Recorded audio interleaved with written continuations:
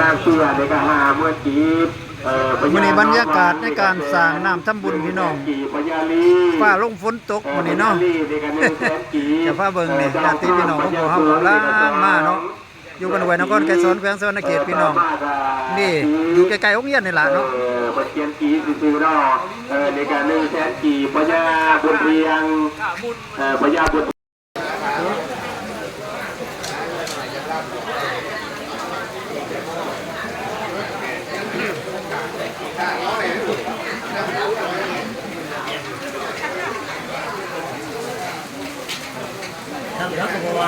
มื้อนี้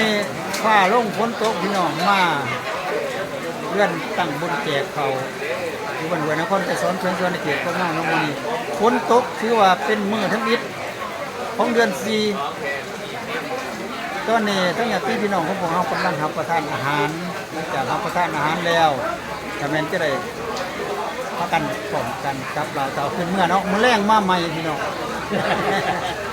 มื้อนี้ยังอยู่เดือนเดียวกำลังรับประทานอาหารฝนตกฝนเศร้ากับสิได้กลับกันเพิ่นอันนี้เป็นต้นตำรับของหมู่บ้านเด้อพี่น้องเด้อลางคนว่าปราสาทเพิงแต่บ่แม่นปราสาทเพิงล่ะเพิ่นเอิ้นว่าต้นเพิงหรือว่าหอเพิงแต่ข้าวแต่กี้นะ อันนี้เฮ็ดของโบราณนะพี่น้องเด้อเอาแบบของหมู่บ้านของเก่าพี่น้องบางคนก็สิบ่ได้เคยเห็นเนาะเพราะว่าได้ไปซื้อเอาแต่โฟมแต่หยังอันมาเฮ็ดน่ะนะบัดนี้ถือว่าเอาของหมู่บ้านขึ้นมาคือเก่ายังมีสร้างเฮ็ดอยู่เด้อพี่น้องอย่าโคบอึ่งได้อันนี้น่ะเป็นเข็มอันนี้นะสำหรับเสียบอันนี้เข็มกับเราเอามาเข็มกับเราเอาใหม่เฮ็ดเข็มถูกต้องนะแล้วก็เป็นเกี่ยวกับเรื่องว่าการใจแต่กระจับใจนักเล่าใจกระบวนการทำเรื่องการใจแต่เด็กก็ลามไปหลอกลงมาเป็นยาก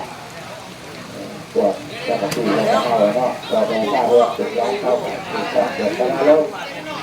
จะเกิดการแปลได้เลยหามมาเนี่ยเอาไปประดับประดาก่อนยังบ่ทันได้แล้วได้ไปประดับประดาเขาไปติดดอกเพิ่งมาเนี่ยตอนนี้กำลังใส่ดอกเพิ่งพี่น้องอันนี้หันเป็นของบูฮานเนาะแต่ว่าต่อไปหันมันเป็นของประยุกต์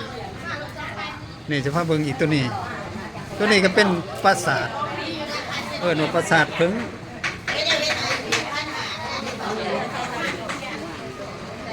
ประดับประดาติดดอกเพิ่งใส่ว่าปราสาทเพิ่ง อันนี้อีกเรียกว่ามาใส่นี่ก็ว่าหอเพิ่งเนาะหอเพิ่งของผู้หานผลิต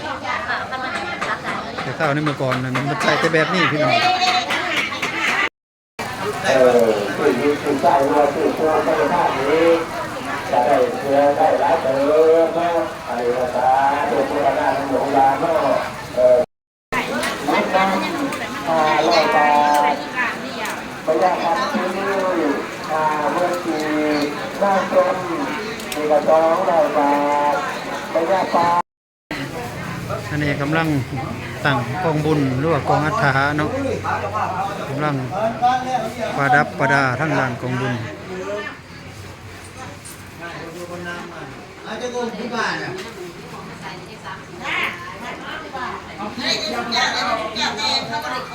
สาธุอนุโมทามิ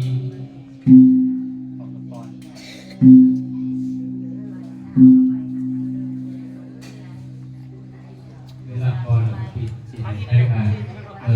วาสินคนนั้นคนนี้นะครับ